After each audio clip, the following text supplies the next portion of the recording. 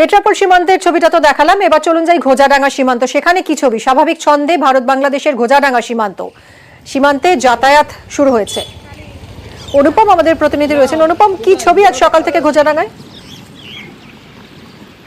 দেখো মিমি, এই যে ভারতবর্ষের যে অন্যতম যে বন্দর ঘোজাডাঙ্গা সীমান্ত, সেখানে কিন্তু একদম সকাল থেকে স্বাভাবিক পরিস্থিতি, কিন্তু একদম স্বাভাবিক।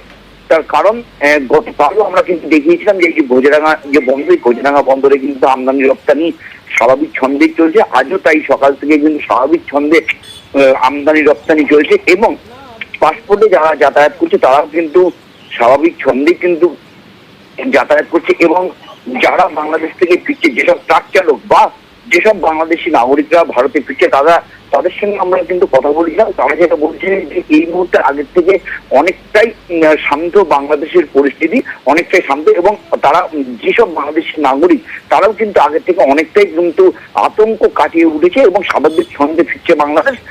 এবং দোকানপাট খুলছে, গাড়ি ঘোড়া চলছে বাংলাদেশে, এবং যে কারণে বাংলাদেশের যেসব ট্রাক চালকরা যাচ্ছে বা ফিরছে তারাও কিন্তু অনেকটাই কিন্তু আতঙ্ক থেকে বেরিয়ে এসেছে।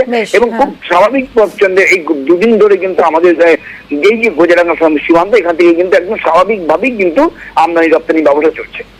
ধন্যবাদ অনুপম। ভালো আছে, উপরের দিকে আছে কিনা জানি, কিন্তু কোনো সমস্যা নেই। আমরা গেছিলাম নাগরখালি গেলাম, অত দেখলাম না কিছু, চলে আসলাম। রাস্তা খালি ছিল সকাল সকালে, এখন শান্তি আছে। বাংলাদেশের পরিস্থিতি আস্তে আস্তে ভালোর দিকে যাচ্ছে, ভালো হচ্ছে, আইন শৃঙ্খলা ডেভেলপ হচ্ছে।